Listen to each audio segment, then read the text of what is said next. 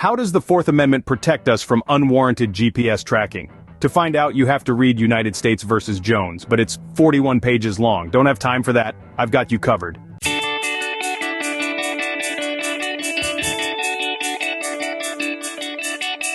This is TLDR, where I normally cover New York Court of Appeals cases in 5 minutes or less, but this is part of a special series I'm doing on landmark cases. Today we're diving into the case of United States versus Jones with the citation of 565 U.S. 400, delivered by the United States Supreme Court on January 23, 2012. The issue of this case? Whether attaching a GPS tracking device to an individual's vehicle and using it to monitor the vehicle's movements falls under the Fourth Amendment's definition of a search. Before we dive into the case, let's understand the background law. At the heart of this matter is the Fourth Amendment of the United States Constitution. This amendment protects citizens from unreasonable searches and seizures. It states that warrants shall not be issued without probable cause, and these need to be supported by an oath or affirmation, describing the place to be searched, and the persons or things to be seized. Now, this amendment was ratified way back in the late 18th century when the Founding Fathers couldn't possibly have foreseen the advent of modern technology or even the concept of a global positioning system. But the principles it established remain relevant today. As technology advances, the interpretation of the Fourth Amendment must evolve to protect citizens' rights in the face of new challenges. In the context of United States v. Jones, we're dealing with the intersection of this fundamental right and the use of GPS technology. Now that we've got the background, let's get into the facts of the case. So, what exactly happened in United States versus Jones? Antoine Jones, a nightclub owner in Washington, D.C., came under suspicion of engaging in drug trafficking. Law enforcement, eager to gather evidence, attached a global positioning system, or GPS tracking device to Jones's vehicle. But they never obtained a warrant to do so. For 28 days, the device relayed Jones's every move to the authorities. This information was a goldmine for the law enforcement. They used the data from the GPS tracker to link Jones to a stash house containing a significant amount of cocaine, leading to his arrest and subsequent prosecution.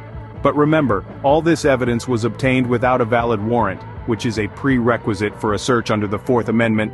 With these facts in mind, let's look at the procedural history of the case. Now, how did United States v. Jones make it to the Supreme Court? Well, Jones was initially convicted based on evidence obtained through a GPS tracking device.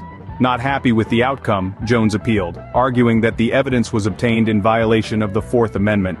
The Court of Appeals agreed and overturned his conviction.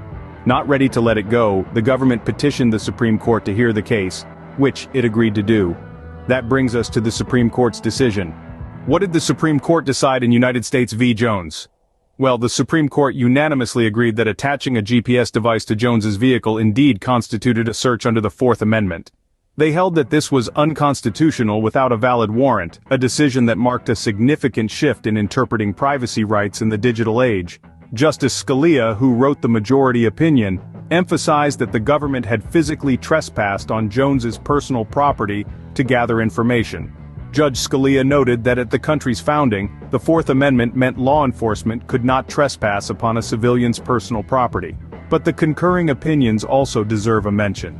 Justice Alito, writing for 4 of the justices, argued that the long-term monitoring of the GPS breached the defendant's reasonable expectations of privacy.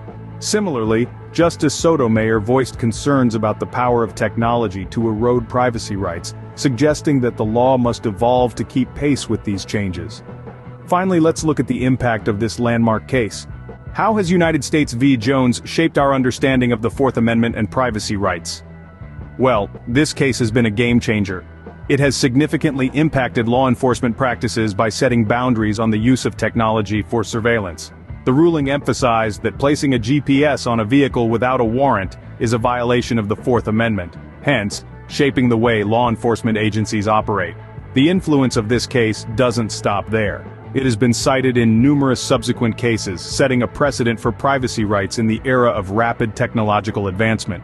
It has raised important questions about our privacy rights in the digital age, sparking nationwide debates and discussions about the extent of government surveillance. That's United States v. Jones in under 5 minutes. Until next time, this is TLDR, making landmark cases a little less daunting. If you like what you just saw and want to see more just like it, Please hit like or subscribe to let me know.